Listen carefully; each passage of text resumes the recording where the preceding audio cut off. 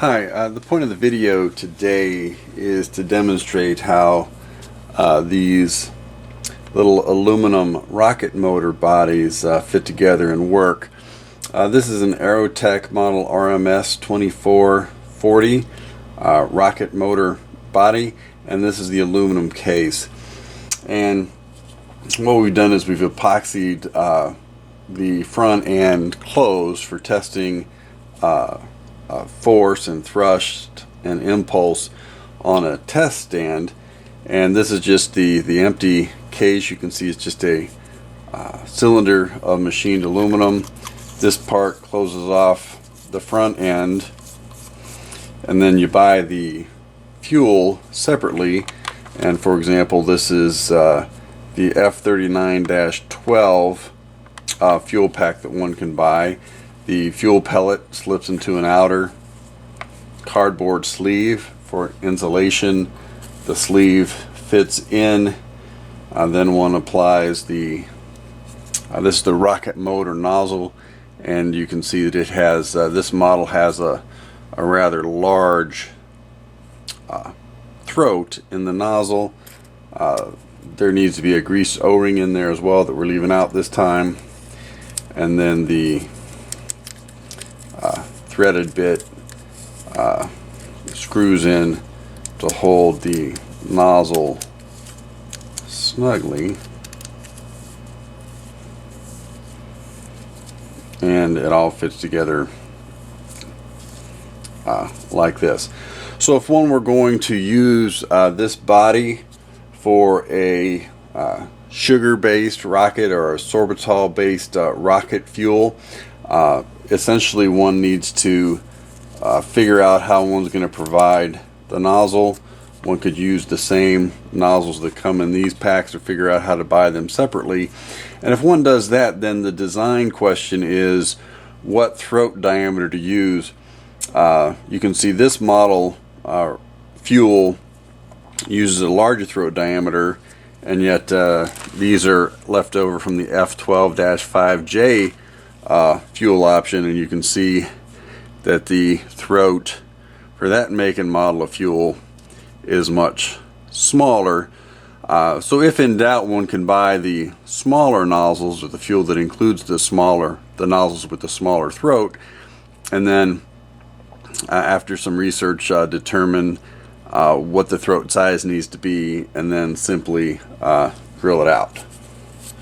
So this is how these little aluminum cases, about 1 inch in diameter, 3 inches or so long. I think the 40 is for the length there, 40 millimeters long. So that's just a little under 2 inches.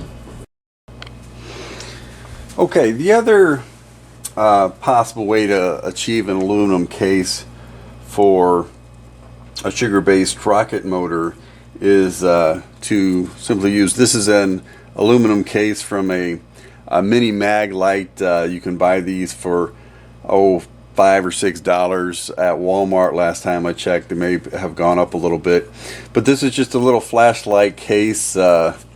Its light bulb and the focusing part go on the front. We've taken those off, and the AAA battery goes in there, and we can repurpose these as rocket motor cases very simply.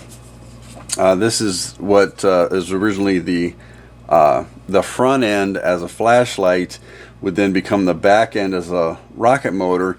And you notice there's a nice lip in there, so that the design is to take a nut from either number 6, number 8, or number 10 screw, and to epoxy 2 of these little nuts in there near the back end, and then once you've got them there in the back end from the inside, so you've got this lip helping hold it when the pressure develops, so it doesn't simply get pushed out. But then to use a center drill to drill inside the 2 nuts that get epoxied in there to form the shape of the nozzle.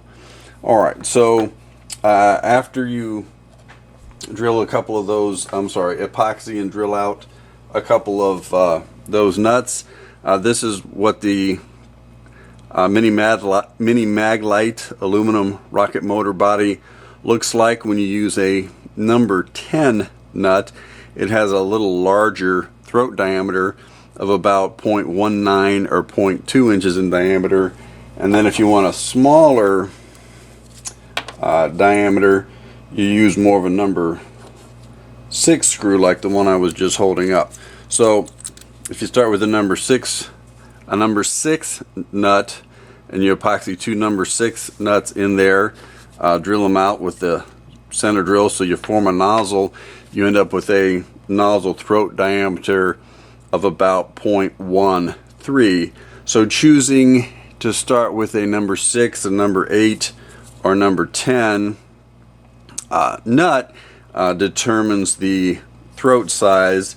And then the idea, once you have the nozzle fashioned, is you simply, when you have the warm sugar-based rocket fuel, is that you put it in there, you spatula it in with something, you use a dowel to compress it down to this size, and then after it dries you can seal the pressure by putting the cap back on the aluminum rocket motor body.